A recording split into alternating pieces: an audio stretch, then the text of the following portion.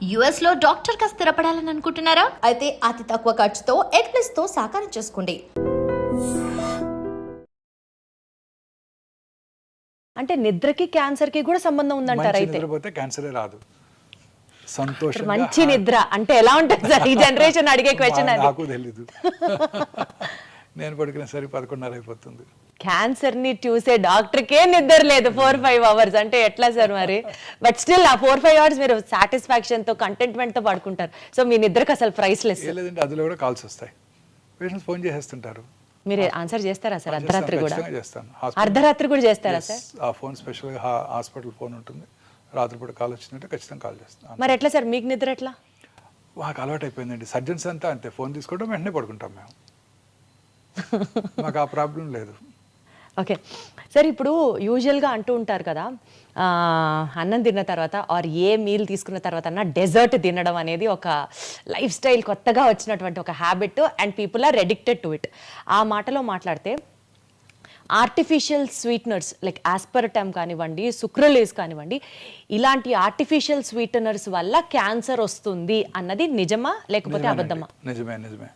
అనేక రకాల elements including kidney elements కూడా ఈ ఆర్టిఫిషియల్ స్వీట్నర్స్ వస్తుంటాయి. నేను చాలా సార్లు నా ప్రోగ్రామ్స్లో చెప్పాను. అన్ని రకాల ఆర్టిఫిషియల్ స్వీట్నర్స్ అండ్ షుగర్ కూడా తగ్గించేయాల్సిందే. షుగర్ కి డైరెక్ట్ గా క్యాన్సర్ కి రిఫైన్డ్ షుగర్ అనేక రకాల ఎలిమెంట్స్ కారణం అండి. సో దాని బదులు ఫ్రూట్స్ లో ఉండే షుగర్ ద్వారా మనకు ఆ కార్బోహైడ్రేట్ రిక్వైర్మెంట్ వస్తే చాలా బాగుంటుంది. ఈ complex carbohydrates are far superior to the simple sugars. ఇప్పుడు ప్లెయిన్ రైస్ ఉందనుకోండి, ఇట్స్ ఎ సింపుల్ షుగర్. దాన్ని ఫెర్మెంట్ చేసుకుని ఇడ్లీ దోశలాగా తిన్నాం అనుకోండి, it's a complex carbohydrate. So complex carbohydrates వలన ఆ షుగర్ స్పైక్స్ ఉండవండి. సో గ్లూకోజ్ స్పైక్స్ ఉండవు, ఇన్సులిన్ రెసిస్టెన్స్ డెవలప్ అవ్వదు. సో వాళ్ళు అన్ని రకాల ఎలిమెంట్స్ వచ్చే అవకాశాలు కూడా తక్కువగా ఉంటాయి. సో ఈ simple sugars are dangerous. Just plain white refined sugar with మైదాతో చేసే స్వీట్స్ ఉంటాయి చూడండి, అవి చాలా డేంజరస్. అన్ని రకాల ఎలిమెంట్స్కి అవి కారణం అండి. సౌత్ ఇండియన్ ఫుడ్లోనూ, నార్త్ ఇండియన్ ఫుడ్లో కూడా, ముఖ్యంగా ఇండియన్ ఫుడ్లోనే ఎక్కువ చూస్తుంటాం. అందుకే ఇండియాలో ఉన్నంతమంది డయాబెటిక్స్ ప్రపంచంలో ఎక్కడా లేరు.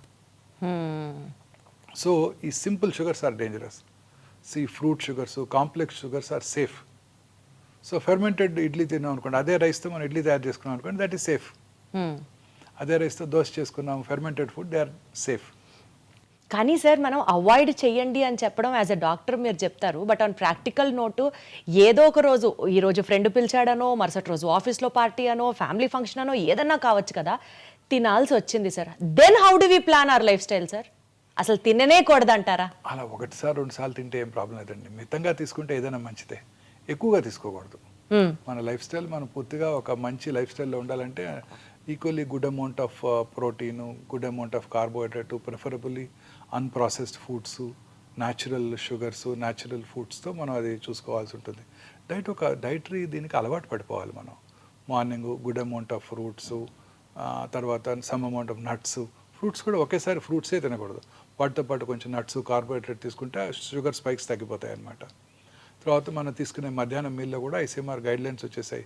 56% of our ailments are due to food consumption. Ailments itself are due to food consumption sir? Like for example if you have to explain. అన్ని రకాల ఎయిల్మెంట్స్కి ఫుడే కారణం అండి. సో మన ఫుడ్ అంటే ఎట్లా సార్? ఎట్లా ఫుడ్ ఇంటేక్ ఎయిల్మెంట్స్ కి ఎట్లా? అన్ని రకాల, అంటే ఏ ఎయిల్మెంట్ అయినా కూడా అండి, మనకు ఉదాహరణ కర్నరీ ఆర్టరీ డిసీజ్ కానివ్వండి, మన ఇంప్రూవ్డ్ సెర్బ్రోవాస్కులర్ యాక్సిడెంట్స్ కానివ్వండి, అల్జీమర్స్ డిసీజ్ కానివ్వండి, అన్నిటికీ కూడాను మనం తీసుకునే ఆహారమే ముఖ్యమండి. మనం చక్కగా ఫ్రెష్ ఫ్రూట్స్, వెజిటబుల్స్ ఎక్కువగా తీసుకుంటూ, ప్రాసెస్ ఫుడ్స్, రెడ్ మీట్ అవి తక్కువగా తీసుకుంటూ, హెల్దీ ఫుడ్ అంటే ఫుడ్స్ అవి రెగ్యులర్గా కన్జ్యూమ్ చేస్తూ, గ్రీన్స్ అవి ఎక్కువగా తీసుకుంటూ, రెగ్యులర్గా ఎక్సర్సైజ్ చేస్తూ, దురలవాట్లకు దూరంగా ఉంటూ, లీన్ బాడీ మాస్ మెయింటైన్ చేస్తే అన్ని రకాల ఎలిమెంట్స్కి దూరంగా ఉండొచ్చు. మోహన్ వంశీ గారి డైట్ సీక్రెట్ ఏంటి, ఫిట్నెస్ సీక్రెట్ ఏంటి అంటే ఏం చెప్తారు సార్? మీరు ఏం తింటారు సార్ చెప్పండి? నేను ఐఎమ్ నాట్, అంటే ఐఎమ్ ఏ ఫుడీ అండి. నాకున్న ఒకే హాబీ ఫుడ్ తింటమే. నాకున్న ఒకే హాబీ, నాకు ఇంకే హాబీ లేదు. సార్ ఏ యాంగిల్లో మీరు ఫుడ్ అని చెప్పాలి సార్, చెప్పండి. మీరు మూవీకి వెళ్ళాలని కోరుకుండదు, టూర్ చేయాలని కోరుకుండదు, యూరోప్ వెళ్ళాలని కోరుకుండదు, ఒక ఫుట్బాల్ మ్యాచ్ చూడాలనో, క్రికెట్ మ్యాచ్ చూడాలని కోరుకుంటుంది. My mind will be rotating around food if I'm not concentrating and seeing patients or reading or something like that. TV చూస్తే ఓన్లీ ఫుడ్ ప్రోగ్రామ్సే చూస్తాను, ఇంకేం చూడను. If at all I watch లేదు sir, TV, what does your healthy diet consist if of? at all that's I what we are wa- more if at all interested I to know. watch TV, I watch only food programs. నేను retire అయినాక I will become a great chef. Oh my God, that's wonderful, that's wonderful. తప్పనిసరిగా నేను వండుతారా sir అయితే? చేస్తానండి. ఏం చేస్తారు sir బాగా? ఏమైనా చేస్తాను, అన్ని చేస్తాను. అమ్మో బాబోయ్. రిటైర్ అయినాక I will become a great chef అండి. Sir, you have to host a party and we would all come and taste your items, sir. Then definitely for sure. But otherwise, sir, taking on a serious note, what does your diet consist of? Morning fruits nuts తీసుకుంటానండి, కొంత curd కూడా తీసుకుంటాను. Plain curd, sir? Plain curd. Lunch టైంలో జనరల్గా ఒక పుల్కా are కొంచెం rice with dal ఖచ్చితంగా ఉంటుంది. I'm vegetarian for past 32 years. So dal ఖచ్చితంగా ఉంటుంది. వెజిటబుల్స్, అన్ని రకాల వెజిటబుల్స్ తీసుకుంటారండి. Evening some amount 1 or 2 helpings of fruits తీసుకుంటాను. నైట్ ఎర్లీగా డిన్నర్ చేసేస్తాను 7 కల్లా. 7 దాటాక ఇంకా అసలు జనరల్గా ఏం తినకుండా ఉండడానికి ప్రయత్నిస్తాను. బట్ జనరల్గా ఐ సక్సీడ్. అర్లీగా ఇంటికి వెళ్తే తినాలనిపిస్తుంది, లేకపోతే 11కి వెళ్తే తినాలనిపించదు. ఇంకా పడుకుని నిద్రపోతాం కదా. ఖచ్చితంగా ఈ టైమ్స్ ఖచ్చితంగా నేను స్ట్రిక్ట్గా అదే టైంలో ఫుడ్ తీసుకుంటాను. మీరు వర్కౌట్ చేస్తారా సార్? అంటే జనరల్గా కొంచెం రోజుకు ఒక 10-15 minutes. నేను ఈ హాస్పిటల్లో రౌండ్స్ చేస్తానండి. మార్నింగ్ రౌండ్స్ అదే మీ walking? అదే వాకింగ్. జనరల్గా 8,000 steps చేసేస్తాను మార్నింగ్. మీరు అది ఫాలో అవుతారా సార్? 8,000 స్టెప్స్, 10,000 సుమారుగా స్టెప్స్? అంత అయిపోతుందండి. 8,000 steps అయిపోతాయి. మార్నింగ్ 8th floor నుంచి రౌండ్ స్టార్ట్ చేస్తే ఖచ్చితంగా అన్ని ఫ్లోర్స్ తిరుగుతాను. తర్వాత ఓపీలో కూడా నడిచే ఓపీ చూస్తుంటాను అంతా, ఓకే. 4 rooms-లో. అందువల్ల ఆ స్టెప్స్ సరిపోతాయి. సో ఏదో ఒక బేసిక్ ఫిజికల్ యాక్టివిటీ అయినా ప్రతి ఒక్కరికి ఉండాలి. డెఫినెట్గా. Right. Sitting is smoking, new smoking. Movement is medicine. ఎంత బాగుంది సార్, ఎంత రిథమిక్ గా, రైమింగ్ గా ఉంది. Sitting is new smoking, movement is medicine. Movement is medicine. ఇప్పుడు అందరూ కూడా ఈ 24 hours 18 hours పని చేస్తున్నారు. చాలామంది కూర్చొని పని చేస్తుంటారు సిస్టమ్స్ ముందు. వాళ్ళందరికీ చాలా రకాల ఎలిమెంట్స్ వస్తుంటాయి. వాళ్ళందరికీ షార్ట్ వాక్స్, ప్రతి హాఫ్ అన్ అవర్కి ఒక 5 minutes వాక్ చేయడం, నుంచొని పని చేయడం, అవి కనుక అలవాటు చేసుకుంటే చాలా ఎలిమెంట్స్ తగ్గిపోతాయండి. బట్ సార్, వాకింగ్ చేస్తే నిజంగా మీరు నాకు 8,000 స్టెప్స్ అన్నారని అడుగుతున్నా, 10,000 అడుగులు వేస్తే క్యాన్సర్ కి దూరం అని మనం యూజువలీ చూస్తూ ఉంటాం articles. Is it true sir? అవసరం కంటే ఎంతో కొంత వాకింగ్ చేస్తున్న వాళ్ళండి. ఎప్పుడు మూమెంట్ ఉంటూనే ఉండాలి. క్యాన్సర్ కి హెల్ప్ అవుతుందా సార్? అన్ని రకాల వాకింగ్ కి క్యాన్సర్ కి కనెక్షన్ ఉందా సార్? ఖచ్చితంగా. ఇప్పుడు కొత్తగా ఇంకొక అధ్యయనం చూశాను. అదేంటంటే బ్రెస్ట్ క్యాన్సర్ పేషెంట్స్లో పోస్ట్ ట్రీట్మెంట్ తర్వాత వాళ్ళు రెగ్యులర్గా ఫిజికల్లీ ఫిట్గా ఉన్నట్టయితే, రెగ్యులర్గా ఎక్సర్సైజ్ చేస్తుంటే క్యాన్సర్ తిరిగి వచ్చే అవకాశాలు కూడా తగ్గిపోతాయి అంటున్నారు. Okay okay okay okay sir, అసలు క్యాన్సర్లో ఎన్ని రకాలు ఉంటాయి సార్? ఆ అన్ని రకాల క్యాన్సర్స్ని మనం ముందరగానే ఐడెంటిఫై చేయొచ్చా సార్? క్యాన్సర్ అంటే మనం అనుకున్నట్టు ఏదో కణజాలం నుంచి క్యాన్సర్ రావచ్చండి. సో బ్రాడ్గా 2 రకాల క్యాన్సర్స్ వస్తుంటాం. ఒకటి సాలిడ్ ఆర్గన్స్, అంటే బ్రెస్ట్, లంగ్, బోను, బ్రెయిన్, కోలను, స్టమక్ అలా అనమాట. రెండోది హిమటలాజికల్, అంటే బ్లడ్ సంబంధ క్యాన్సర్స్. బ్లడ్ బాడీ అంతా ఉంటుంది కదండి. ఇవన్నీ జనరల్గా బోన్ మ్యారోలో తయారై బ్లడ్ క్యాన్సర్స్ ద్వారా మనకు మేనిఫెస్ట్ చేస్తాయి. సో ఈ 2 రకాల క్యాన్సర్స్ డిఫరెంట్గా ఉంటాయి అనమాట. ఈ సాలిడ్ ట్యూమర్స్కి ట్రీట్మెంట్ వేరుగా ఉంటుంది, హిమటలాజికల్ మెలిగ్నెన్సీస్కి ట్రీట్మెంట్ వేరుగా ఉంటుంది. హిమటలాజికల్ మెలిగ్నెన్సీ జనరల్గా కీమోథెరపీ, టార్గెటెడ్ థెరపీస్, ఇమ్యూనోథెరపీస్ ఉంటాయి. సాలిడ్ ట్యూమర్స్కి సర్జరీ, రేడియేషన్, కీమోథెరపీ అవి ఉంటుంటాయి అనమాట. సో ఈ క్యాన్సర్స్ అన్నీ కూడాను డిఫరెంట్ స్పెషలిస్ట్ వీటిని హ్యాండిల్ చేస్తుంటారు క్యాన్సర్కి. సో క్యాన్సర్ యొక్క బిహేవియర్ అనేది ట్యూమర్ యొక్క గ్రేడ్ని బట్టి ఆధారపడి ఉంటుంది. చాలామందికి ఒకే రకమైన క్యాన్సర్. ఒకసారి నాకు ఒక పేషెంట్ వచ్చారు, ఒక 20 years బ్యాక్ నేనే ఆ పేషెంట్కి బ్రెస్ట్ క్యాన్సర్ సర్జరీ చేశాను. అప్పుడు సర్జరీ అయిపోయిన వెంటనే అది అప్పుడు estrogen receptor, progesterone receptor positive breast cancer. Surgery అయిన వెంటనే వాళ్ళకి కొంచెం లోకల్ రేడియేషన్ ఇవ్వడం జరిగింది. ఆ రోజుల్లో చిన్న టెక్నాలజీ తక్కువగా ఉండేది, పెద్ద కాస్ట్లీ ట్రీట్మెంట్ ఉండేది కాదు. ఆ తర్వాత చిన్న ట్యాబ్లెట్ తీసుకున్నారు, 17 ఏళ్ళు బ్రతికేశారు. 17 ఏళ్ళ తర్వాత రెండో బ్రెస్ట్లో క్యాన్సర్ వచ్చింది. ఈసారి cancer estrogen receptor, progesterone receptor negative cancer, అంటే హార్మోన్ థెరపీకి లొంగదని అర్థం, అగ్రెసివ్ ట్యూమర్ అని అర్థం. తర్వాత HER2 న్యూ రిసెప్టర్ అని ఇంకోటి ఉంటుంది, అది టార్గెటెడ్ థెరపీ, అది పాజిటివ్ వచ్చింది. సో ఈసారి సర్జరీ తర్వాత ఎక్స్పెన్సివ్ రేడియేషన్ ఇవ్వాల్సి వచ్చింది. లెఫ్ట్ సైడెడ్ క్యాన్సరు, కొంచెం స్పెషలైజ్డ్ రేడియేషన్, హార్ట్ను ప్రొటెక్ట్ చేయడానికి ఆ టార్గెటెడ్ థెరపీకి లక్షలు ఖర్చు అయింది. అయినా కానీ ఒక 2 yearsలో తిరిగి వచ్చేసింది. మళ్ళీ తిరిగి వచ్చింది అట్ సైడ్ కూడా. అర్రే. సో అప్పుడు పేషెంట్ నన్ను అడిగారు, అప్పుడేమో జస్ట్ ఒక 40-50,000 రూపీస్తో ట్రీట్మెంటే అయిపోయింది, 17 ఏళ్ళు హ్యాపీగా ఉన్నాను, ఇప్పుడు 40-50 lakhs ఖర్చు పెట్టాను, అయినా కానీ 2 yearsలో తిరిగి వచ్చింది డాక్టర్ గారు అని అడిగారు నన్ను. సో ప్రతి క్యాన్సర్ యొక్క బిహేవియర్ వేరుగా ఉంటుంది. So cancer behavior is more important. Cancer grade అంటే tumor grade, tumor how aggressive the tumor is అనేది మనకి చాలా ఇంపార్టెంట్. ఎట్లా తెలుస్తుంది సార్? అది there are test for that. అచ్చా. ఎవ్రీ క్యాన్సర్కి ఏ రకమైన క్యాన్సర్స్ అగ్రెసివ్గా బిహేవ్ చేస్తే దానికి కావాల్సిన మార్కర్స్ ఉన్నాయి, ఉదాహరణకి breast cancer torrs, HER2 new receptor, proliferative index, అలా అన్ని క్యాన్సర్స్కి మార్కర్స్ ఉంటాయి. అట్లా కొన్ని క్యాన్సర్స్ అగ్రెసివ్గా బిహేవ్ చేస్తాయి, కొన్ని స్లోగా పెరుగుతూ ఉంటాయి. స్లోగా పెరిగే క్యాన్సర్ లేట్ స్టేజ్లో ఉన్నా చాలా కాలం బ్రతికేస్తారు. అగ్రెసివ్గా ఉండే క్యాన్సర్స్ ఎర్లీ స్టేజ్లో వచ్చినా తిరిగి వచ్చే అవకాశాలు ఎక్కువగా ఉంటాయి. జనరల్గా అది అగ్రెసివ్ నాన్ అగ్రెసివ్ అని కూడా టెస్ట్ లో మనకు తెలుస్తుందా sir? Yes, very correct, true, very true, తెలిసిపోతుంది. Oh wow. సో జనరల్గా చిన్న వయసులో వచ్చే క్యాన్సర్స్ అంటే 20 to 40 years మధ్యలో వచ్చే క్యాన్సర్స్ అగ్రెసివ్గా ఉంటాయి, ఎక్సెప్ట్ థైరాయిడ్. పెద్ద వయసులో వచ్చే క్యాన్సర్ స్లోగా పెరుగుతాయి, థైరాయిడ్ క్యాన్సర్ కాదు కదా సార్? ఎక్సెప్ట్ థైరాయిడ్లో కూడా క్యాన్సర్స్ వస్తాయండి, వెరీ కామన్. థైరాయిడ్ క్యాన్సర్స్ ఒకటే చిన్న వయసులో వస్తే స్లోగా పెరుగుతాయి, పెద్ద వయసులో వస్తే ఫాస్ట్గా పెరుగుతాయి. మిగతా అన్ని క్యాన్సర్స్ జనరల్గా ఎల్డర్లీ ఏజ్లో వచ్చినప్పుడు స్లోగా పెరుగుతాయి, చిన్న వయసులో 20 to 40 మధ్యలో వచ్చినప్పుడు ఫాస్ట్గా పెరుగుతాయి. అంటే యూజువల్గా ఇప్పుడు ఈ థైరాయిడ్ హార్మోన్ ఇంబ్యాలెన్స్ అనేది ఎక్కువ వింటూ ఉంటాం కదా సార్, థైరాయిడ్, PCOD, PCOS ఇట్లా చెప్తూ ఉంటారు కదా sir. So thyroid deficiency or hyper activeness of thyroid gland might also lead to cancer. లేదండి, అది వేరు, టోటలీ వేరు. ఇది ఫిజియలాజికల్. థైరాయిడ్ చాలామంది నాకు చెప్తుంటారు నాకు థైరాయిడ్ ఉందని. థైరాయిడ్ అందరికీ ఉంటుంది, కొన్నిసార్లు ఎక్కువ పని చేస్తుంది, హైపర్ ఫంక్షనింగ్ వేరు అన్నట్టు, కొన్నిసార్లు అసలు పని చేయదు. నడి వయసులో చాలా మంది లేడీస్లో ఈ ప్రాబ్లం చూస్తుంటాం, హైపోథైరాయిడిజం అంటాం. సో అది వేరు, అది టోటలీ డిఫరెంట్. థైరాయిడ్ గ్లాండ్లో క్యాన్సర్ రావటం వేరు. థైరాయిడ్ గ్లాండ్ యొక్క ఫంక్షన్కి క్యాన్సర్కి సంబంధం లేదు మేడం. థైరాయిడ్ గ్లాండ్లో నార్మల్ ఫంక్షనింగ్ థైరాయిడ్లో కూడా చిన్న లంప్ రావటం, లోవర్ పార్ట్ ఆఫ్ ద నెక్లో ఎక్కడ లంప్ వచ్చినా ఇమీడియట్గా అశ్రద్ధ చేయకుండా మనం పరీక్ష చేయించుకోవాలి ఎవరైనా సరే. సార్ ఇందాక మీరు అన్నట్లుగా జీన్ మ్యూటేషన్ టెస్ట్ అని అన్నారు చూడండి, అంటే ఫ్యూచర్లో పలానా వ్యక్తికి క్యాన్సర్ వస్తుందా అని కూడా మనం ముందుగానే టెస్ట్ చేసుకొని చేయొచ్చా సార్? ఏజ్ నుంచి చేయొచ్చు అది? మొన్న మధ్య Zerodha CEO mister Nikhil Kamath mister bill gates podcast చేశారు. అప్పుడు ఆయన అడిగారు, మా యంగ్ ఆంటర్ప్రెనర్స్కి మీరు ఇచ్చే సలహా ఏంటి, వారి హెల్త్ ఎలా మెయింటైన్ చేసుకోవాలని. ఆయన ఏమన్నారు, నేను రెగ్యులర్గా స్క్రీనింగ్ చేసుకుంటాను, ఎవ్రీ ఇయర్ టెస్టులు చేయించుకుంటాను, రొటీన్ టెస్ట్, అన్ని రకాల టెస్టులు చేయించుకుంటాను, అండ్ వైటమిన్స్ రెగ్యులర్గా తీసుకుంటున్నాను, because there is no downside. రీసెంట్గా ఒక టెస్ట్ వచ్చింది, ఈ టెస్ట్ కనుక చేయించుకున్నట్టయితే నెక్స్ట్ ఫ్యూ ఇయర్స్లో క్యాన్సర్ వచ్చేది లేనిది నేను ముందే తెలుసుకోవచ్చు. ఈ CT scan, PET-CT scan, PET-MR పట్టుకోకముందే నేను ఈ కొత్త టెస్టులు క్యాన్సర్ రావడానికి ముందుగా పసిగట్టేస్తాయి. ఆ టెస్ట్ కూడా నేను రెగ్యులర్ చేయించుకుంటున్నాను. అమెరికాలో insurance companies cover that. I don't know, it's an expensive test. ఇండియాలో మీ ఇన్సూరెన్స్ కంపెనీస్ కవర్ చేస్తాయో లేవో నాకు తెలియదు అని కూడా ఆయన అన్నారు. అదే అడగబోతున్నాను. ఆ టెస్ట్ ఇప్పుడు మనకి హైదరాబాద్లో అందుబాటులోకి వచ్చింది. మనకి ఒమేగాలో చేస్తారా సార్ ఆ టెస్ట్? చేస్తారు, ఇదే లాంజివిటీ లాంజ్లో చేస్తాం. అదేంటంటే సింపుల్ బక్కల్ స్మియర్ తీసుకొని ఆ ఎగ్జోమ్ స్టడీ అంటారు. ఇందాక మనం డిస్కస్ చేసాము, ఒక 400 to 500 ఆంకోజీన్స్ ఉన్నాయి. ఈ ఆంకోజీన్స్లో వచ్చే మ్యూటేషన్ వల్లే క్యాన్సర్ వస్తుంది. ఈ మ్యూటేషన్స్ని ట్రిగర్ చేసేది ఎగ్జోమ్స్. ఓకే, ఎగ్జోమ్స్. ఆ ఎగ్జోమ్స్ని మనం అనలైజ్ చేసి క్యాన్సర్ రావటాన్ని ముందుగా పసిగట్టేయచ్చు.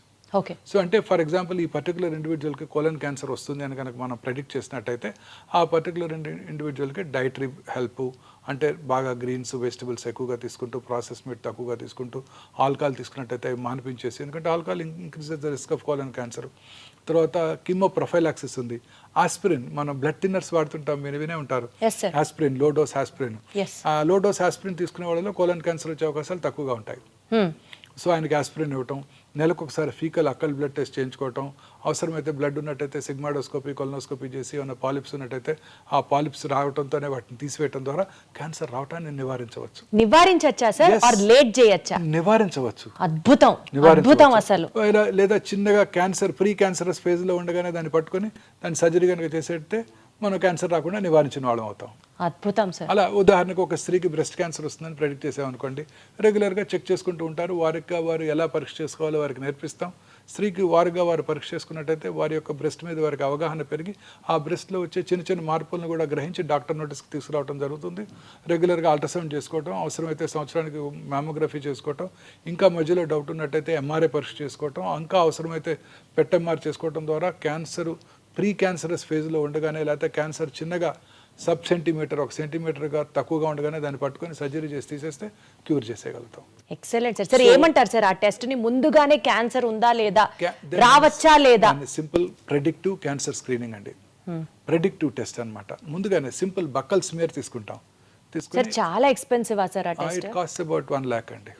మరి అది నార్మల్ కామన్ పర్సన్ కి కూడా అందుబాటులో ఉండాలంటే ఎట్లా సార్? టైం పడుతుంది. ఏ టెస్ట్ అయినా మీకు తెలుసు కదా, ఇనిషియల్గా దానికి ఉంటుంది, తర్వాత దాన్ని స్లోగా నెంబర్ ఆఫ్ కంపెనీస్ డెవలప్ చేసిన కొలది కాస్త తగ్గిపోతుంది.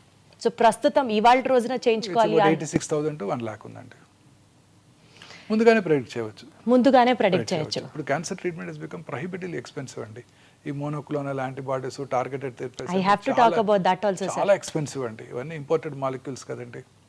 సార్ ఇందాక మీరు ఒక మాట అన్నారు బ్రెస్ట్ క్యాన్సర్కి సంబంధించి స్క్రీనింగ్ ప్రొసీజర్స్ అని. యూజువలీ సార్, అంటే నేను ఆన్ బ్రాడర్ పర్స్పెక్టివ్ అడుగుతున్నాను మిమ్మల్ని. ఇప్పుడు లేడీస్ వచ్చి మ్యామోగ్రామ్ చేయించుకోవాలి అన్నా, బ్రెస్ట్ క్యాన్సర్కి సంబంధించిన స్క్రీనింగ్ టెక్నిక్స్ చేయించుకోవాలి అని అన్నా, టెక్నీషియన్ దగ్గర నుంచి రేడియేషన్ రిపోర్ట్ చేసినటువంటి డాక్టర్ దాకా మేల్ ఉండొచ్చు, లేకపోతే వాళ్ళకి కొంచెం ఆ ఎంబరాస్మెంట్ ఉండొచ్చు స్క్రీన్ చేయించుకోవడానికి. ఇలాంటివన్నీ అవాయిడ్ చేయడానికి do we have any other means of? అన్ని హాస్పిటల్స్లో కూడా మ్యామోగ్రఫీ చేసేవాళ్ళు లేడీ టెక్నీషియన్సే ఉంటారు 100%. మేల్ టెక్నీషియన్ ఉండే అవకాశమే లేదండి. ఫీమేల్ టెక్నీషియన్సే ఉంటారు. తర్వాత అల్ట్రాసౌండ్ రూమ్లో కూడా అన్ని హాస్పిటల్స్లోనూ, నో ఎక్సెప్షన్స్, అన్ని హాస్పిటల్లో కూడా విమెన్ టెక్నీషియన్సే ఉంటారు. అద్భుతం. అంటే సార్ చాలా చోట్ల, చాలా మేజర్ హాస్పిటల్స్లో లేడీ డాక్టర్సే ఉంటున్నారు కూడా. ఇప్పుడు మా దగ్గర మెగా బ్రెస్ట్ క్లినిక్లో 100% లేడీ సర్జన్ ఉంటారు, లేడీ రేడియాలజిస్ట్ ఉంటారు, లేడీ టెక్నీషియన్స్ ఉంటారు, లేడీ అల్ట్రాసౌండ్ దగ్గర కూడా నర్సెసే అసిస్టెంట్గా ఉంటారు 100%. సో ఎస్పెషల్లీ ఆడవాళ్ళకి సంబంధించి ఈ బ్రెస్ట్ క్యాన్సర్, సర్వికల్ క్యాన్సర్కి సంబంధించి కూడా ఎక్కడన్నా టెస్ట్ చేయించుకోవాలి, స్క్రీనింగ్ చేయించుకోవాలి అంటే ఫస్ట్ అక్కడ డాక్టర్స్ ఎవరు ఉంటారు, అయ్యో వాళ్ళకి ఇప్పుడు చూపించాలా అన్న ఒక చిన్న ఇన్హిబిషన్తో ఆగిపోతూ ఉంటారు. అన్ని హాస్పిటల్లో లేడీ డాక్టర్సే ఉంటారండి, అన్ని మేజర్ హాస్పిటల్స్లో కూడా. సార్ ఈ మధ్య కాలంలో రీసెంట్ ఇన్సిడెంట్స్ బ్రెస్ట్ క్యాన్సర్ ఎట్లయితే రేట్ పెరిగిపోయింది అని వింటున్నామో, బాగా పెరిగిపోయింది అని, ఈవెన్ సర్వికల్ క్యాన్సర్ కూడా ఆడవాళ్ళలో ఎక్కువగా వింటున్నాం సార్. అవునండి, సర్వైకల్ క్యాన్సర్ ఇన్సిడెన్స్ తగ్గుతుందండి ఇప్పుడు బికాస్ ఆఫ్ ది వ్యాక్సిన్. అంటే not only because of the vaccine, hygiene ప్రజల్లో అవగాహన పెరగటం వల్ల. What is the most important cause for cervical cancer? Human papillomatous virus infection. ఈ వైరస్ ఇన్ఫెక్షన్ తేమ కలిగిన వాతావరణంలో, హ్యూమిడ్ ఎన్విరాన్మెంట్, కోస్టల్ ఏరియాస్లో ఎక్కువగా వ్యాప్తి చెంది అక్కడ వాళ్ళకి socially and economically backward sections of the సొసైటీలో హైజీన్ మీద అవగాహన లేదు. డ్యూరింగ్ ఎస్పెషలీ పీరియడ్స్ టైంలో వారికి ఎలా హైజీనిక్గా ఉండాలి అన్న దాని మీద అవగాహన లేకపోవడంతో ఆ వైరస్ ఎక్కువగా వ్యాప్తి చెందుతోంది. అలాగే వారి సెక్షువల్ పార్ట్నర్స్ కూడా హైజీన్ మీద అవగాహన లేదు. చాలామందిలో మల్టిపుల్ సెక్షువల్ పార్ట్నర్స్ కూడా ఉండొచ్చు. వాళ్ళలో ఈ క్యాన్సర్ ఇన్సిడెన్స్ ఎక్కువ. ఇప్పుడు ఇవన్నీ కూడా బాగా తగ్గిపోయాయి. హైజీన్ మీద అందరికీ అవగాహన ఏర్పడింది. స్కూళ్ళలోనే పీరియడ్స్ టైంలో ఎటువంటి హైజీనిక్గా ఎలా ఉండాలో నేర్పుతున్నారు. శానిటరీ నాప్కిన్స్ అందుబాటులోకి వస్తున్నాయి అందరికీ కూడా. సో ఈ క్యాన్సర్ ఇన్సిడెన్స్ బాగా తగ్గిపోయింది. సర్వికల్ క్యాన్సర్కి సంబంధించిన వ్యాక్సిన్ 4 years నుంచి ఇవ్వచ్చు అంట కదా సార్ పిల్లలకి? 10 years నుంచి ఇవ్వాలి. ఇప్పుడు మొన్న మధ్య లాస్ట్ ఇయర్ బడ్జెట్లోనే మిసెస్ నిర్మలా సీతారామన్ అనౌన్స్ చేశారు, మొత్తం భారతదేశంలో ఉన్న అందరి పిల్లలకి కూడా ఇక నుంచి ఫ్రీగా ఈ సంవత్సరం నుంచి వ్యాక్సిన్ అందజేయడం జరుగుతుంది. యూనివర్సల్ ఇమ్యునైజేషన్ ప్రోగ్రాంలో మిగతా వ్యాక్సిన్స్తో పాటు దీన్ని కూడా ఇంక్లూడ్ చేశారు. ఈ వ్యాక్సిన్ ఇప్పుడు ఇండియాలో మ్యానుఫ్యాక్చర్ చేస్తున్నారు, అందువల్ల కాస్ట్ తగ్గిపోయింది. And government of India proposes to deliver this vaccine to all children. This is only for cervical cancer అండి. ఈ వ్యాక్సిన్ కనుక తీసుకుంటే ప్రైమరీగా ఈ క్యాన్సర్ రాకుండా చేసుకోవచ్చు అండి. సార్ అసలు ఏదన్నా ఒక వ్యాక్సిన్ ఉండి అది ఏ క్యాన్సర్ రాకుండా ఉంటే బాగుండు, అలాంటి ఏదన్నా ఇన్వెన్షన్ దొరికితే బాగుండు sir. I know, but we don't know the cause for cancer yet. ప్రపంచంలో అన్నిటికన్నా ఈ ఒక్క డిసీజ్ మీద ఎక్కువ రీసెర్చ్ జరుగుతుంది. ఈవెన్ కరోనా ఉన్నప్పుడు కూడా కరోనా మీద కూడా అంత రీసెర్చ్ జరగలేదు, ఓన్లీ క్యాన్సర్ మీదే రీసెర్చ్ జరుగుతూ ఉండేది. ఇప్పటికి కూడా we can't achieve breakthrough, but breakthrough వచ్చేస్తుందండి. క్యాన్సర్ ఖచ్చితంగా మనం క్యూర్ కనుక్కుంటాం. క్యాన్సర్ని ప్రివెంట్ చేయలేమేమో కానీ క్యాన్సర్ని ఖచ్చితంగా కనుక్కుంటాం. ఇప్పుడు మనం చెప్పిన ఈ ప్రెడిక్టివ్ టెస్ట్ వల్ల క్యాన్సర్ రావటాన్ని కూడా తగ్గించవచ్చు. అది మాత్రం అద్భుతం. కాకపోతే అది అందరికీ అందుబాటులోకి రావాలి, వచ్చేస్తుంది.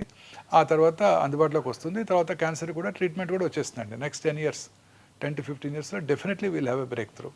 అనేక రకాల క్యాన్సర్స్కి ఇప్పుడే ఇమ్యూనోథెరపీ డ్రగ్స్ అందుబాటులోకి వచ్చాయి. లేట్ స్టేజ్ క్యాన్సర్స్లో కూడా చాలామంది ఎక్కువ కాలం బ్రతికేస్తున్నారు. కాకపోతే మీరు అన్నట్టు ఆ మోనోక్లోనల్ యాంటీబాడీస్, ఆ ఇమ్యూనోథెరపీస్ అవన్నీ కూడా ప్రొహిబిటివ్లీ ఎక్స్పెన్సివ్. ఇండియాలో తయారవునప్పుడు అవి చాలా ఎక్స్పెన్సివ్గా ఉంటాయి. Once we have to import చేసినప్పుడు చాలా ఎక్స్పెన్సివ్గా ఉంటాయి. ఇప్పుడు అవి పేటెంట్ లాస్ ఎక్స్పైర్ అయినాక ఇండియాలో తయారు చేసినప్పుడు ఇవన్నీ కూడా చాలా తక్కువ కాస్ట్లో మన ప్రజలకు అందుబాటులోకి వస్తాయి. సార్ ఇప్పుడు మీరు ఇంతమంది పేషెంట్స్ని చూస్తున్నారు కదా, ఎక్స్పెన్సివ్ ట్రీట్మెంట్ అని మీరే చెప్తున్నారు కదా సార్. సో ఒక ఫ్యామిలీలో ఒక వ్యక్తికి క్యాన్సర్ వచ్చింది అని తెలిసిన వెంటనే ఫైనాన్షియల్గా వాళ్ళు ఎలా రెడీ అవుతారు సార్? ఆ టిప్స్ చెప్పండి. ప్రిపేర్డ్గా ఎలా, how do they face cancer? Rich patient కూడా పువర్ ఫ్యామిలీ అయిపోతారండి. ఒక్క మెంబర్ క్యాన్సర్ వచ్చిందంటే ఖచ్చితంగా వచ్చిన రోజు సూపర్ డీలక్స్ రూమ్లో ఉంటారు, చివరిలో ట్రీట్మెంట్ తీసుకున్నప్పుడు జనరల్ వార్డులో అడ్మిట్ అవుతారు. So this is the hard fact of hard cancer fact treatment. అండి. చాలా ఎక్స్పెన్సివ్ ట్రీట్మెంట్స్ అండి. Patients want best of the treatments. ఇప్పుడు మ్యామోగ్రఫీ మెషిన్ ఉంది. కన్వెన్షనల్ మ్యామోగ్రఫీ మెషిన్ కాస్ట్ 15 లక్షలు అయితే digital mammography 3D digital mammography machine cost 2 కోట్లు అండి. దాని యాన్యువల్ మెయింటెనెన్స్ కాంట్రాక్ట్ మళ్ళీ 40 లక్షలు ఉంటుందండి. రేడియోథెరపీ మెషిన్స్ ఉన్నాయనుకోండి, ఈ సైబర్ నైఫ్ మెషిన్ కానివ్వండి, ఏఐ పవర్డ్ రేడియోథెరపీ టెక్నాలజీ కానివ్వండి, $4 million, $5 million. వాటి యాన్యువల్ మెయింటెనెన్స్ కాంట్రాక్ట్ మళ్ళీ $700,000 ఉంటుందండి. ఒక పేద వ్యక్తికి క్యాన్సర్ వస్తే వెయిట్ చేయాల్సిందేనా సార్? ఇండియాలో మళ్ళీ డెవలప్ అయ్యి దాని గురించి ఎక్కువ మెడిసిన్స్ వచ్చే వరకు వాళ్ళంతా ఎక్స్పెన్సెస్ ఎలాగోలా తెచ్చి కష్టపడి ట్రీట్మెంట్ తీసుకుంటూ ఉంటారు ప్రాణం మీద తీపితో. అన్ని రకాల మెడిసిన్స్ కూడా ఎక్స్పెన్సివేనండి. ప్రతిదీ ఎక్స్పెన్సివే. రోబోటిక్ సర్జరీ చేయాలంటే డిస్పోజబుల్ ఇన్స్ట్రుమెంట్స్, డిస్పోజబుల్ ఎక్విప్మెంట్ అన్నీ కాస్ట్ పెరిగిపోతున్నాయండి. అన్ని రకాల మెడిసిన్స్ పేటెంట్ లాస్ వల్ల అన్ని చాలా ఎక్స్పెన్సివ్గా ఉంటున్నాయి. అన్ని రకాల ఇమ్యూనోథెరపీస్, టార్గెటెడ్ థెరపీస్ అన్నీ ఇంపోర్ట్ చేసుకునేవే. అలాగే PET CT scan, conventional PET CT స్కాన్లో రేడియేషన్ ఎక్స్పోజర్ ఎక్కువగా ఉంటుంది. Digital PET scan machine, conventional PET CT scan machine 5 to 6 crores అయినట్టయితే digital PET scan machine 14 to 18 crores అవుతుంది. On top of it annual maintenance contract సంవత్సరానికి అది పెరిగిపోతుంటుంది. And ఎన్నాళ్ళు వాడగలం each machine? Not more than 10 years. 10 yearsలో మళ్ళీ replace చేసేయాలి. ఇంత కాస్ట్లీ ట్రీట్మెంట్ ఇప్పించినా సరే, సర్జరీ చేసినా సరే, తిరిగి మళ్ళీ క్యాన్సర్ రెమిషన్ నుంచి ఉంటుందా లేదా, తిరిగి వస్తుందా లేదా, తిరిగి రాదా అని చెప్పడానికి కూడా గ్యారంటీ లేదు. ఇందాక చెప్పాను కదండి, the unpredictable biological behaviour of the tumour makes the most predictable treatment unpredictable. అంటే సార్ అసలు క్యాన్సర్ మనిషికి రానేకూడదు. మనం అనుకునే కోరిక అదొక్కటే. చాలా ఎక్స్పెన్సివ్ అండి. Treatment is very expensive. ప్రజలు తిట్టుకుంటూ ఉంటారు డాక్టర్స్ని, బట్ వాళ్ళే బెస్ట్ ట్రీట్మెంట్ కావాలనుకుంటూ ఉంటారు, వాళ్ళే అడుగుతారు. అంటున్నారు కదా సార్, ఏదో కీమోథెరపీలో గేమ్ చేంజర్స్ వచ్చేసాయి, ఇమ్యూనో టార్గెటెడ్ థెరపీస్ అంటే అసలు game changers, but they are very expensive. Very expensive. They are beyond the reach of a rich man. And ఎన్నాళ్ళు వాడాలి? వాడుతూనే ఉండాలి. అదేమి ఒక 6 కోర్సులు వాడి ఆపేస్తే ఇంకా వారు బతికేస్తారు అనుకుంటే వాడేస్తారు. ₹1 కోటి ఖర్చు పెట్టండి మీకు క్యూర్ అవుతుంది అనుకుంటే రెడీగా ఉంటారు చాలామంది. ఏమి గ్యారంటీ లేదే. మరి ఎట్లా సార్ ఒక పేదవాడికి క్యాన్సర్ వస్తే దిక్కేంటి సార్? అంటే ఇప్పుడు గవర్నమెంట్ అనేక రకాలుగా ఈ ఆయుష్మాన్ భారత్, ఆరోగ్యశ్రీ ద్వారా చాలామంది క్యాన్సర్ పేషెంట్స్కి అతి తక్కువ ఖర్చులో ఫ్రీగా కూడా ట్రీట్మెంట్ చేయగలుగుతున్నాం. అదొక్కటే మనకి గ్రేటెస్ట్ అసెట్. సార్ నాకు ఒకటి అనిపిస్తుంది, చెప్పండి sir if I'm wrong or right. ఇప్పుడు మనకి ఈ ఇన్సూరెన్స్లు ఉంటాయి చూడండి సార్, క్యాన్సర్ ట్రీట్మెంట్కి ఇన్సూరెన్స్ ఇస్తారు. మీరు ఇందాక అర్లీ క్యాన్సర్ డిటెక్టివ్ టెస్ట్ చెప్పారు చూడండి, దానికి ఇస్తే చాలా మంది కనీసం చేసుకొని సిచ్యువేషన్ వర్స్ట్ చేయరు కదా సార్. వాటికి ఎవరు ఇన్సూరెన్స్, అన్ని రకాల క్యాన్సర్ ట్రీట్మెంట్స్ కూడా ఇన్సూరెన్స్ కవర్ అవ్వదు. అందులో చిన్న లెటర్స్లో పెద్ద పాలసీ సైన్ చేశారా మీరు? ఇన్సూరెన్స్ పాలసీ కట్టినప్పుడు ముందు ఇమీడియట్గా మీరు ఒక 50 lakhsకో 1 crore ఇన్సూరెన్స్ తీసుకోండి.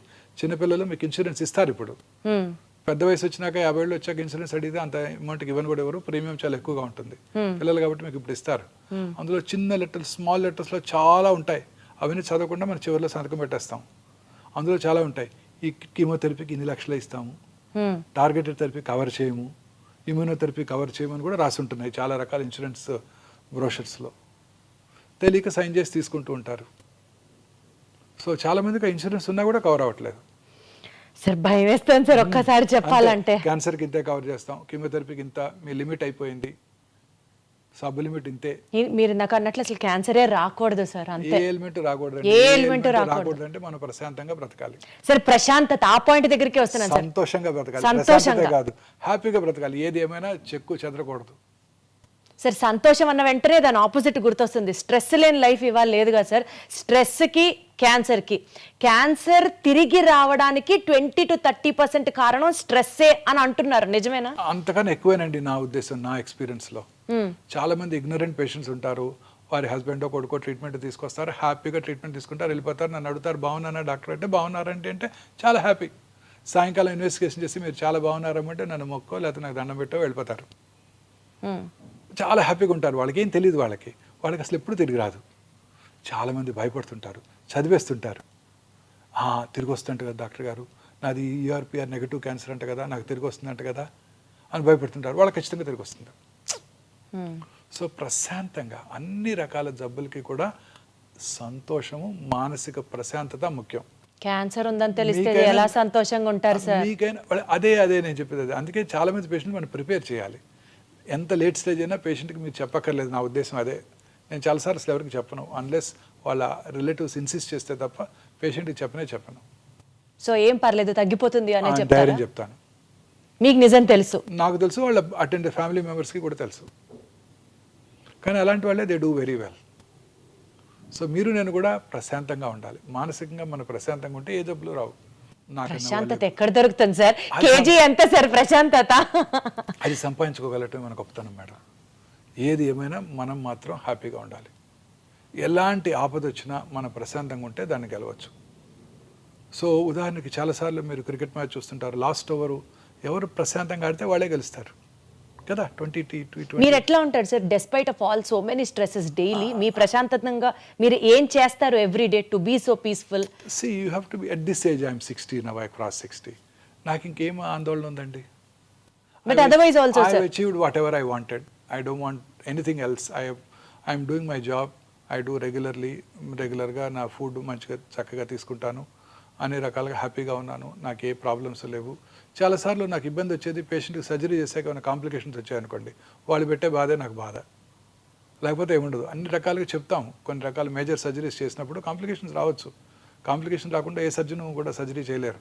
ప్రపంచంలో బెస్ట్ ఆఫ్ ద టీమ్స్కి మేయో క్లినిక్లో అయినా రాయల్ మాస్టర్ హాస్పిటల్ అయినా కాంప్లికేషన్స్ వస్తాయి సర్జరీ తర్వాత.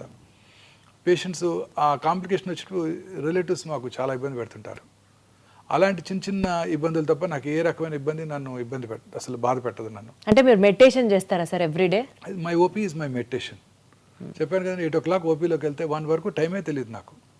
అసలు క్లాక్ ఉండదు. 1 o'clock రాగానే తెలుస్తుంది కొంచెం కడుపులో ఆకలేస్తుంటుంది.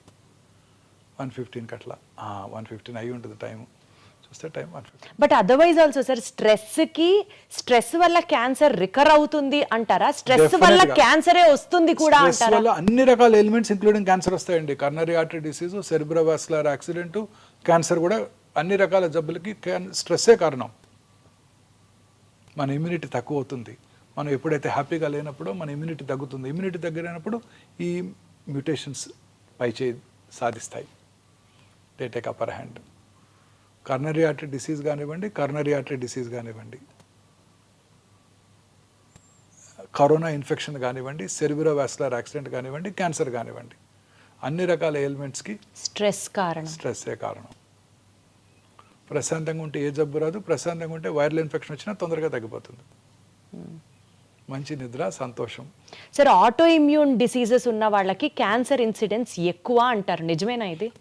అలానే ఏం లేదండి. కొన్ని రకాల ఎలిమెంట్స్ ఉండొచ్చు కానీ అంత స్పెసిఫిక్గా ఆటో ఇమ్యూన్ డిసీజ్ ఉన్న వాళ్ళకి క్యాన్సర్ వస్తుందని ఏం లేదు. బికాజ్ వాళ్ళలో ఆల్రెడీ రోగనిరోధక శక్తిని సప్రెస్ చేయబడుతూ ఉంటుంది కాబట్టి క్యాన్సర్ రావడానికి ఆస్కారం ఎక్కువ ఉంది అని ఆటో అంటారు. ఇమ్యూన్ డిసీజ్ అంటే మన బాడీలో ఉన్న ఇమ్యూన్ మెకానిజం మన ఓన్ ఆర్గన్స్ మీద అగెన్స్ట్గా పనిచేస్తాయి.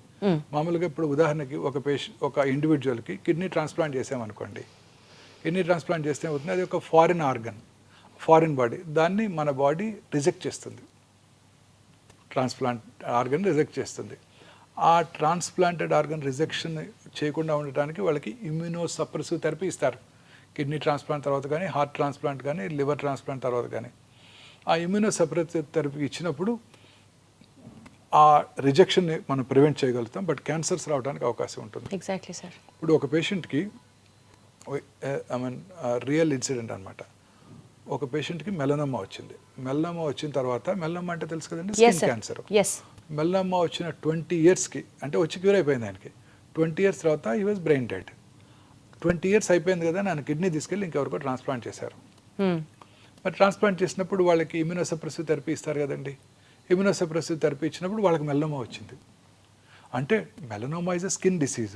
ఆ మెలనోమా క్యాన్సర్ కణాలు ఆ పేషెంట్ యొక్క కిడ్నీలో ఉన్నాయి. డార్మెంట్గా 20 years ఉన్నాయి. ఎందుకంటే ఆయన రెసిస్టెన్స్ బాగుంది కాబట్టి. 20 years తర్వాత ఇక్కడ ఇమ్యూనోసప్రెస్డ్ ఇండివిజువల్, ఎందుకంటే ఇమ్యూనోసప్రెసివ్ థెరపీ ఇచ్చారు కాబట్టి ఆ ట్రాన్స్ప్లాంట్ రెసిపియంట్కి melanoma took upper hand and he got melanoma. So again emphasizing the fact that immunity is the most important factor. If you are happy, your immune system is strong. Yes. If you are stressed, that's all. Finish. The story ends. Yes.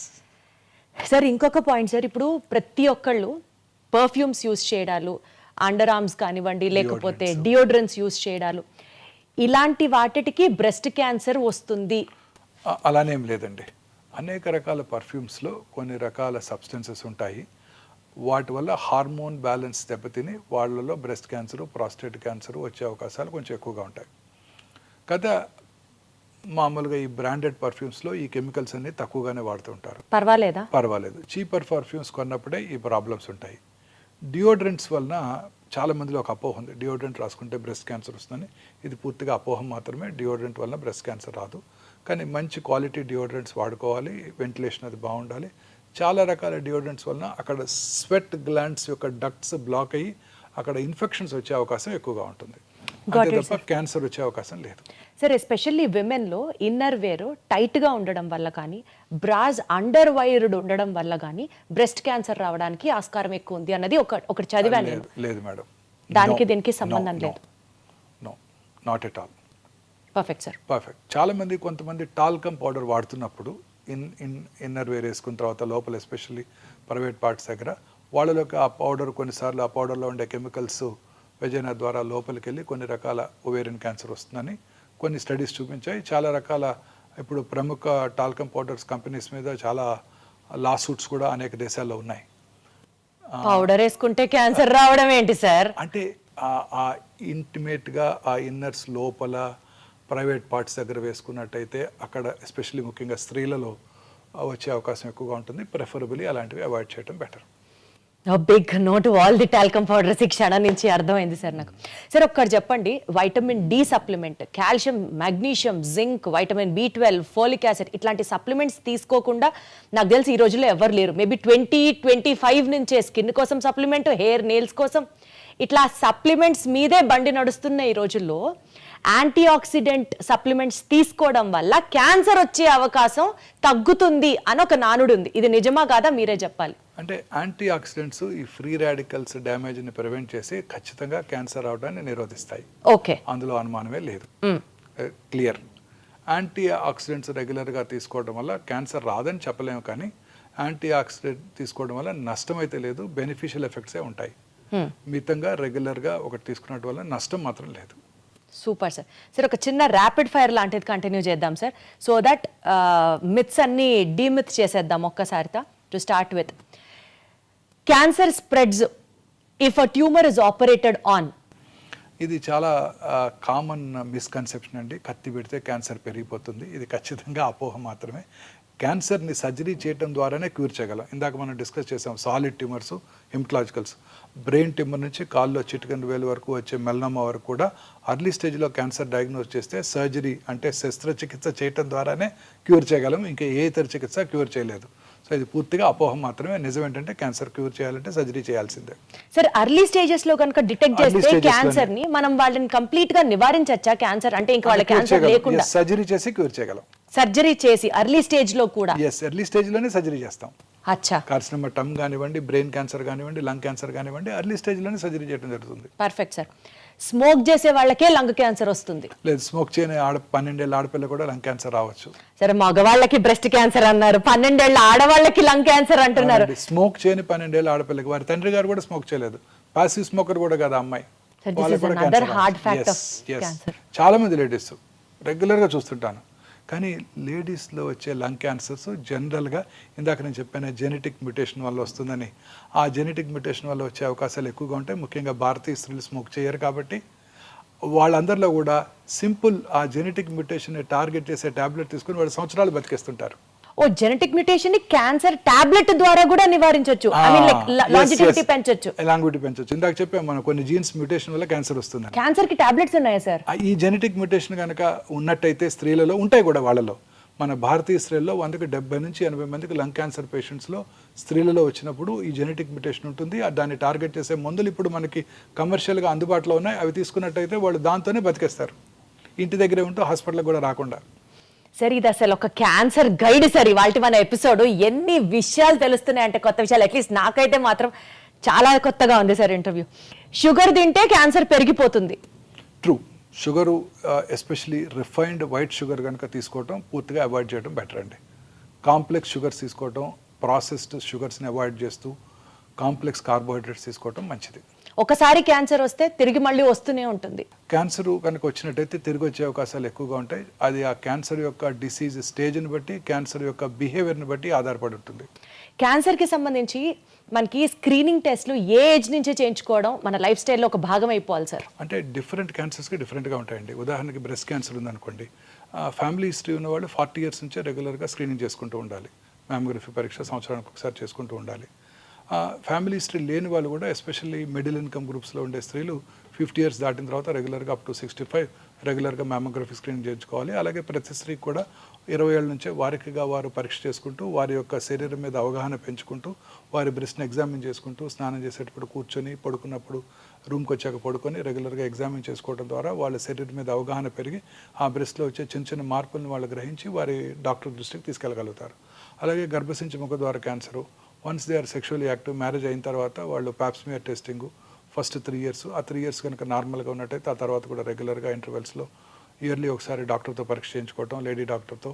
అదే టైంలో breast examination ఎలా చేసుకోవాలో నేర్చుకోవటం, office examination సంవత్సరానికి ఒకసారి అవసరమైతే ముఖ్యంగా coastal ఏరియాస్లో ఉన్న స్త్రీలంతా కూడా పాప్స్మియర్ చేయించుకోవటం very important. This is only for women sir? మగవాళ్ళకి ఎలాంటి ప్రీ క్యాన్సర్ టెస్ట్లు అక్కర్లేదా? మగవాళ్ళకి ప్రాస్టేట్ క్యాన్సర్కి ఒక టెస్ట్ ఉందండి. 50 years దాటిన తర్వాత ప్రతి పురుషుడు కూడా రెగ్యులర్గా simple blood test PSA, prostate specific antigen test చేసుకోవడం ద్వారా క్యాన్సర్ అవడానికి ముందుగా పసిగట్టవచ్చు. ఇంత ముందు కాలంలో ప్రాస్టేట్ క్యాన్సర్ భారతదేశంలో ఎక్కువగా కనబడేది కాదు. ఇప్పుడు 2022 ICMR స్టడీలో ఇది సెకండ్ కామనెస్ట్ క్యాన్సర్ భారతదేశంలో కూడా. సో అందుకని ప్రతి పురుషుడు కూడా రెగ్యులర్గా ఈ PSA టెస్ట్ చేయించుకుంటూ ఉండాల్సి ఉంటుంది.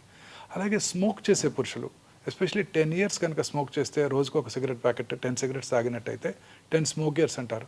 వాళ్ళు రెగ్యులర్గా 6 నెలలకు ఒకసారి లో డోసేజ్ CT స్కాన్ మెషిన్స్తో CT స్కాన్ చేయించుకోవడం ద్వారా క్యాన్సర్ అవటాన్ని ముందుగా పసిగట్టవచ్చు. ఈ 2 క్యాన్సర్స్కే స్క్రీనింగ్ అందుబాటులో ఉంది పురుషుల్లో. స్త్రీలలో బ్రెస్ట్ క్యాన్సరు, గర్భసంచి ముఖద్వార క్యాన్సర్కి రెగ్యులర్గా స్క్రీన్ చేసుకుంటూ ఉండాలి. మిగతా క్యాన్సర్స్కి సిమ్టమ్స్ ఎప్పుడైనా ఉంటే వారు చెక్ చేసుకుంటూ ఉన్నట్టుగా సరిపోతుంది. సరే, ఎస్పెషల్లీ ఎక్కడా లేనటువంటి టెక్నాలజీ కానీ, ఎక్విప్మెంట్ కానీ, క్యాన్సర్ డయాగ్నోసిస్ దగ్గర నుంచి ట్రీట్మెంట్ దాకా వీ హ్యావ్ ఎట్ ఒమేగా అని విన్నాను. Something about that sir? ఇప్పుడు అనేక రకాలైన టెస్ట్లో ఇప్పుడు కామన్గా ఈ CT స్కాన్ చేసుకున్నప్పుడు, PET స్కాన్ చేసుకున్నప్పుడు, చాలామందిలో ఒక చిన్న మ్యామోగ్రఫీ చేసుకున్నప్పుడు చాలామందిలో ఒక అపోహ, ఈ స్క్రీనింగ్ టెస్ట్ ద్వారా రేడియేషన్ ఎక్స్పోజర్ ఉంటుంది, ఆ రేడియేషన్ ఎక్స్పోజర్ వల్ల క్యాన్సర్ వస్తుంది అని భయపడుతూ ఉంటారు. ఇప్పుడు ఈ కొత్తగా వచ్చిన డిజిటల్ మ్యామోగ్రఫీ మెషిన్లో రేడియేషన్ ఎక్స్పోజర్ చాలా తక్కువ. ప్రతి స్త్రీ కూడా ఖచ్చితంగా 40 years వచ్చిన దగ్గర నుంచి ఫ్యామిలీ హిస్టరీ కనుక ఉన్నట్టయితే స్క్రీనింగ్ చేసుకోవటం, అదర్వైజ్ 50 తర్వాత చేసుకోవడం వల్ల ఎటువంటి రిస్క్ ఉండదండి. ఇప్పుడు చాలామంది క్యాన్సర్ పేషెంట్ కూడా PET-CT స్కాన్ చేసుకోమని, కానీ దానివల్ల రేడియేషన్ ఉంటుందట కదండి అని అడుగుతారు.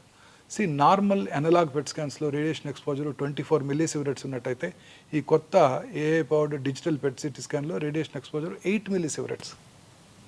అలాగే ఇప్పుడు PET-MR కూడా అందుబాటులోకి వచ్చింది. ఆ PET-MR అసలు రేడియేషన్ ఎక్స్పోజరే ఉండదు, చాలా మినిమం 95% డోస్ తగ్గిపోతుంది. సో వీటిలో రేడియేషన్ ఎక్స్పోజర్ ఉండదు, వీటి వల్ల క్యాన్సర్ వచ్చే అవకాశం లేదు.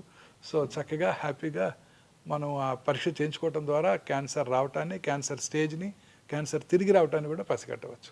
సార్, క్యాన్సర్ ఉంది అని తెలిసిన తర్వాత ఎమోషనల్గా ఫ్యామిలీస్ చేసే మిస్టేక్ ఏంటి sir? Maybe because of stress కానివ్వచ్చు, తెలిసిన వాళ్ళకి క్యాన్సర్ వచ్చింది అన్న భయం కావచ్చు. యూజువలీ ఎలాంటి మిస్టేక్స్ చేస్తూ ఉంటారు? క్యాన్సర్ పేషెంట్స్తో ప్రాబ్లం ఏంటంటే వాళ్ళు చాలా డిస్టర్బ్ అయిపోతారు. మీరు అన్నట్టు, మీరు మన ఫ్యామిలీ మెంబర్కే కాదండి, మన రోజు వాకింగ్కి వెళ్తున్నాం అనుకోండి, లేకపోతే నేను రోజు మార్నింగ్ ఎర్లీ మార్నింగ్ కార్లో వస్తుంటాను, నాకు ఎదురుగా ఒక 10 మంది వస్తుంటారు. ఆ 10 మందిలో ఎవరైనా ఒకళ్ళు ఈ మధ్య గత 10 ఏళ్ళలో ఒకళ్ళు రావట్లేదు. ఎందుకు రావట్లేదు? వాళ్ళకి ఏదో క్యాన్సర్ ఉంది తెలిస్తే ఆ మనిషి మనకు తెలియకపోయినా మనం డిస్టర్బ్ అవుతాం 2 రోజులు. అయ్యో ఆయన క్యాన్సర్ వచ్చిందంట. మనకే కాదు, మన నైబర్హుడ్లో ఎవరికైనా క్యాన్సర్ వచ్చినా మనం ఇమీడియట్గా డిస్టర్బ్ అవుతాం. ఈ ఎమోషనల్ ట్రామాలో పొరపాటున మిస్టేక్స్ చేసేస్తూ ఉంటారు కదా సార్? తప్పనిసరిగా ఈ ఎమోషనల్ ట్రామాలో వాళ్ళు చాలామంది ఫ్యామిలీ మెంబర్స్ ఉంటారు. ఒకళ్ళు ఒక చోటుకి వెళ్దాం ఉంటారు, ఒకళ్ళు ఇంకో హాస్పిటల్కి వెళ్దాం ఉంటారు. అలా ట్రీట్మెంట్ డిలే చేసేస్తుంటారు. తర్వాత కొంతమంది అసలు అలోపతి ట్రీట్మెంటే వద్దు, మనం న్యాచురోపతి ట్రీట్మెంట్కి వెళ్దాము. అది ఎఫెక్టివా సార్? ఏముండదండి, షిమోగాకి వెళ్దాం, షిమోగా మెడిసిన్ తీసుకుందాం, లేకపోతే ధర్మస్థల వెళ్దాం, ధర్మస్థల మెడిసిన్ తీసుకుందాం, టిబెటిన్ మెడిసిన్ తీసుకుందాం. ఇలాంటివన్నీ కూడా ఎక్కువైపోతున్నాయండి. చక్కగా క్యాన్సర్ ట్రీట్మెంట్ తీసుకుంటున్న వాళ్ళు కూడా, చక్కగా క్యూర్ అవుతున్న వాళ్ళు కూడా ఇవన్నీ వేస్ట్, ఇవి తీసుకున్నా కానీ తిరిగి వస్తుంది, మా ఇంటి పక్కన ఆయనకు తిరిగి వచ్చింది, వాళ్ళు షిమోగా వెళ్ళి వైద్యం చేసుకున్నారని అక్కడికి వెళ్ళి ఈ ట్రీట్మెంట్ మాన్పించి అక్కడ తీసుకెళ్ళి వైద్యం చేస్తుంటారు. అంటే వాళ్ళకేదో వీళ్ళ మీద కోపంతో కాదు, వాళ్ళకేదో ఇతనికి హెల్ప్ చేద్దామని ఆశతో.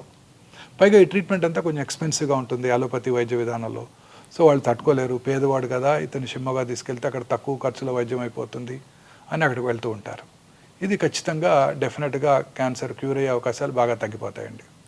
సో క్యాన్సర్ ట్రీట్మెంట్లో బ్రేక్ రావటం, క్యాన్సర్ ట్రీట్మెంట్ని నిలిపివేసి ఇతరత్ర ఆల్టర్నేటివ్ ట్రీట్మెంట్స్ తయారు చేయడం, ముఖ్యంగా ఇండియాలో ఫినాన్షియల్ ప్రాబ్లమ్స్ ఏనండి. వేరే ఆల్టర్నేటివ్ మోడ్స్ ఆఫ్ ట్రీట్మెంట్ కోసం డిపెండ్ ఫినాన్షియల్ ప్రాబ్లమ్సే. ఇది ఎక్స్పెన్సివ్గా ఉంటుందని ఒక అపోహ కూడా ఉంది. అన్ని క్యాన్సర్ ట్రీట్మెంట్స్ ఎక్స్పెన్సివ్గా ఉండవు. ఎక్స్పెన్సివ్ ట్రీట్మెంట్ అందుబాటులో ఉంటుంది, చీపర్ ట్రీట్మెంట్స్ అందుబాటులో ఉంటాయి.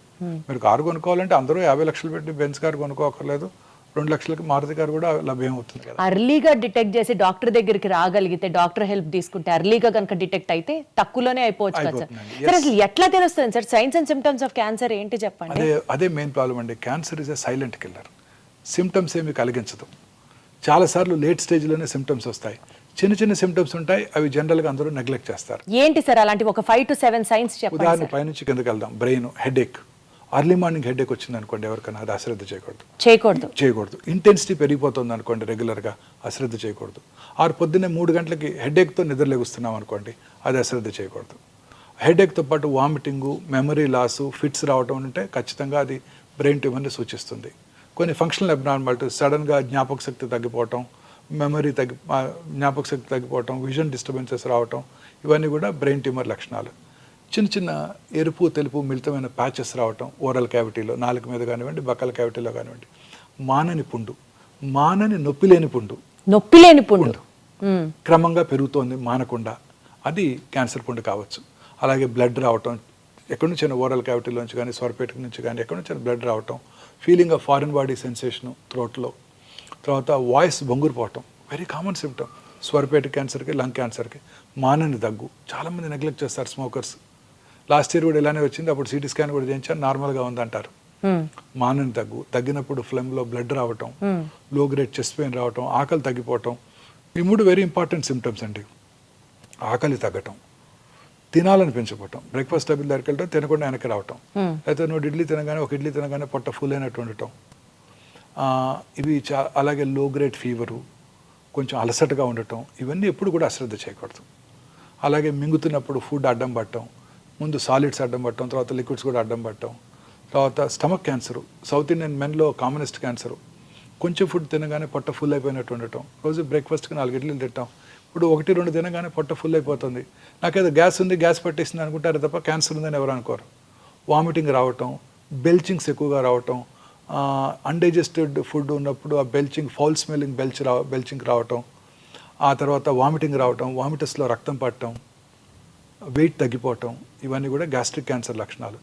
మలమూత్ర విసర్జన అలవాట్లో మార్పు రావటం, మోషన్లో బ్లడ్ పట్టడం, రకరకాలుగా చాలాసార్లుగా మోషన్ పాస్ చేయటం, మోషన్లో గమ్ లాంటి వైటిష్ మెటీరియల్ రావటం, బ్లడ్ రావటం, యూరిన్లో బ్లడ్ పట్టడం,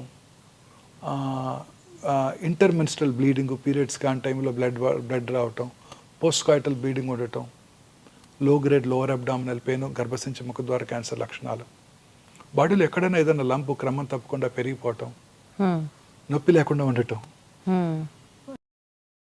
పుట్టుమచ్చలు ఎస్పెషల్లీ పుట్టుమచ్చలో సైజు ర్యాపిడ్గా పెరగటం, ఫ్లేక్స్గా పెల్సులుగా ఊడిపోవటం, కలర్ మారటం, ఇర్రెగ్యులర్గా తయారవటం, పుట్టుమచ్చ నుంచి పుండు పట్టడం, బ్లడ్ రావటం, ఇవన్నీ కూడా పుట్టుమచ్చలు క్యాన్సర్గా మారుతున్నాయని మనం గ్రహించాలన్నమాట. మీరు చెప్పిన ఈ కామన్ సిమ్టమ్స్ యూజువల్లీ అవాయిడ్ చేసేవే సార్. కొంచెం అరక్కపోయినా ఈ రోజు అరగలేదులే అనుకుంటాం, కానీ అమ్మో ఇక్కడ ఏదో ఉంది అని అయితే నెగ్లెక్ట్ చేస్తాం.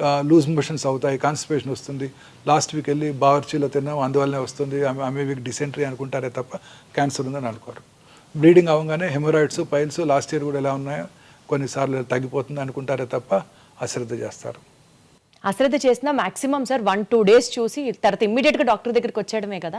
ఎనీ సిమ్టమ్ అండి పర్సిస్టెంట్గా ఉన్నట్టయితే, బ్లీడింగ్ అవుతూనే ఉంది గత వారం రోజులుగా 15 రోజులుగా అంటే అశ్రద్ధ చేయకూడదు. హెమరాయిడ్స్ ఉన్నాయి అనుకోకూడదు. ఒకవేళ వెళ్ళి డాక్టర్ చూపించుకొని హెమరాయిడ్స్ ఉన్నా ఆ హెమరాయిడ్స్కి ట్రీట్మెంట్ తీసుకోవాలి. ట్రీట్మెంట్ తీసుకున్నాక బ్లీడింగ్ ఆగిపోవాలి. చాలాసార్లు హెమరాయిడ్స్ ఉంటాయి, దానిపైన ఒక 5 సెంటీమీటర్ల దూరంగా క్యాన్సర్ కూడా ఉంటుంది. హెమరాయిడ్స్కి సర్జరీ చేయించుకుంటారు, అది మిస్ అవుతారు కూడా. సార్ ఇప్పుడు క్వశ్చన్ ఏంటంటే, క్యాన్సర్ రాకుండా ఉంటే మనం ఏం చేయాలి సార్?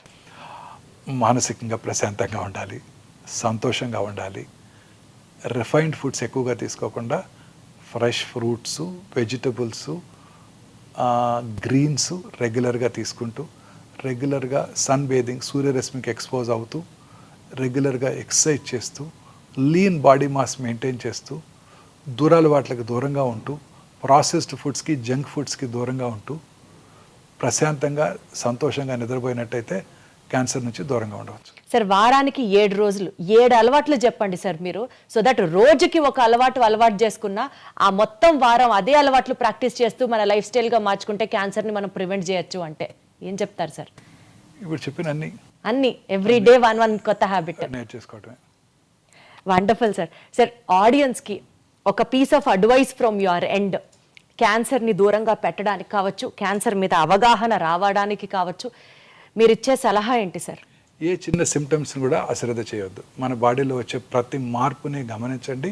మీ దగ్గరలో ఉన్న మీ ఫ్యామిలీ ఫిజిషియన్ని కలవండి. ఆంకాలజిస్ట్ని కలవాల్సిన అవసరం లేదు. మీ ఫ్యామిలీ ఫిజిషియన్ దాన్ని కరెక్ట్గా ఐడెంటిఫై చేసి అది రిపీటెడ్గా వస్తున్నట్టయితే వారే ఆంకాలజిస్ట్కి రిఫర్ చేస్తారనమాట.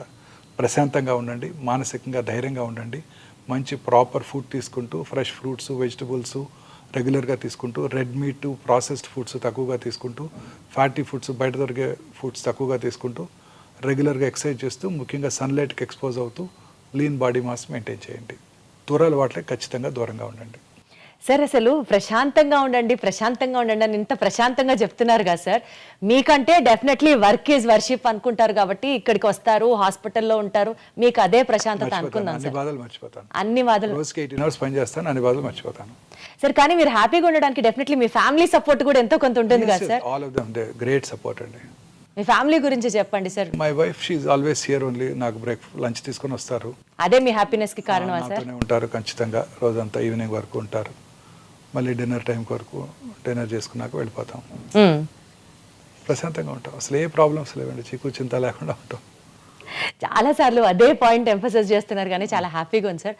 సార్ ఫైనల్గా ఒక్క మాట చెప్పండి సార్, మీ డ్రీమ్ ఏంటి sir? I achieved everything what ever I wanted. I don't have any more dreams. I'm happy. హెల్దీగా ఉంటే చాలు. ఒక చిన్న పీడియాట్రిక్ హాస్పిటల్ కట్టాలని ఒక కోరిక ఉంది. అంటే పిల్లల్లో వచ్చే క్యాన్సర్స్ ఇందాక మనం డిస్కస్ చేసాం, క్యూర్ అయిపోతాయి. సో చాలామంది పిల్లలకి ట్రీట్మెంట్ అందకుండా ఉంటుంది. ఒక హాస్పిటల్ కట్టి ఆ హాస్పిటల్లో డాక్టర్ ఛార్జెస్ ఉండవు, ట్రీట్మెంట్కి మనం ఇచ్చే ఛార్జెస్ ఉండవు, ఇన్వెస్టిగేషన్ ఛార్జెస్ ఉండవు, బెడ్ ఛార్జెస్ ఉండవు. ఓన్లీ మెడిసిన్స్కి మాత్రమే ఛార్జ్ చేస్తాం. అది మెడిసిన్స్ కూడా ప్రిఫరబుల్లీ ఏదో కంపెనీ ద్వారా తెప్పించుకోవడం. చాలామంది డొనేట్ చేయడానికి రెడీగా ఉన్నారు. అలాగే ఆయుష్మాన్ భారత్, ఆరోగ్యశ్రీ ద్వారా మెడిసిన్స్ తెప్పించుకొని మనం ఫ్రీగా ట్రీట్మెంట్ ఇవ్వగలగాలి. ఇది ఒక హాస్పిటల్ క్రియేట్ చేయాలని నాకు ఒక కోరిక ఉందండి. ఖచ్చితంగా 1-2 yearsలో చేసేయగలుగుతాను. అది తదాస్తు సార్, మీరు చేయగలరు, మీరు మాత్రమే చేయగలరు అని ఎందుకంటే వాళ్ళకి కనుక ట్రీట్ చేసామంటే వాళ్ళు నెక్స్ట్ 50-60 years బతికేస్తారు హ్యాపీగా. మనం గుర్తుపెట్టుకుంటారు. ట్రీట్ చేసాము, అతను బ్రతికాడు, ఆ పిల్లవాడు బ్రతికి పెద్ద డాక్టర్ అయ్యాడో లేకపోతే పెద్ద ఇంజనీర్ అయ్యాడోనే మనకి సంతృప్తిగా కూడా ఉంటుంది. పిల్లలకి ట్రీట్మెంట్ ఇస్తే చాలా హ్యాపీగా ఉంటుందన్నమాట. సో ఇది ఒక్కటి చేయాలని నా కోరికండి. ఖచ్చితంగా చేస్తాను. ఖచ్చితంగా చేస్తారు సార్. ఆ దేవుడు మీకు మొత్తం పవర్ ఇవ్వాలి to achieve all your dreams అని. Any kid walking into this hospital should get free treatment. ఇది ఒకటే కోరిక. అద్భుతం సార్. సార్ ఆ దేవుడు మీకు మొత్తం పవర్ ఇచ్చి మీరు అనుకున్న డ్రీమ్ అది నెరవేర్చి చాలా మంది చిన్నారుల్లో క్యాన్సర్ని నివారించడం, అరికట్టడం, వాళ్ళ యొక్క ఫ్యూచర్ లైఫ్ స్ట్రాంగ్గా ఉండాలని ఆ శక్తి దేవుడు మీకు ఇవ్వాలని మనస్ఫూర్తిగా కోరుకుంటున్నాం sir. Thank you so much sir. One of the interviews which enlightened me so much on this subject is thank you so much sir for that. Thank you, madam. And for more videos, Please subscribe to iDream. Please subscribe to iDream. Please subscribe iDream. And please subscribe to iDream. For more videos, subscribe to iDream. please like, share and subscribe to the channel. Congratulations, iDream. Subscribe to iDream. Subscribe to iDream. So subscribe to iDream Media. iDream की iDream team अंदर की huge congratulations. Please subscribe iDream Media. Please subscribe to iDream. Subscribe iDream. Please subscribe to iDream. iDream అంటే నా కళల channel subscribe చేసుకున్న నోరు తిరుగుతలేదు. మీరైతే గంట గుర్తు కొట్టండి. For more such videos, please subscribe to iDream. Subscribe to iDream. Please subscribe to iDream. Please subscribe iDream Media. Please do subscribe to iDream. Please subscribe to iDream Media. For best entertainment and information, please subscribe iDream. And don't forget to subscribe to iDream.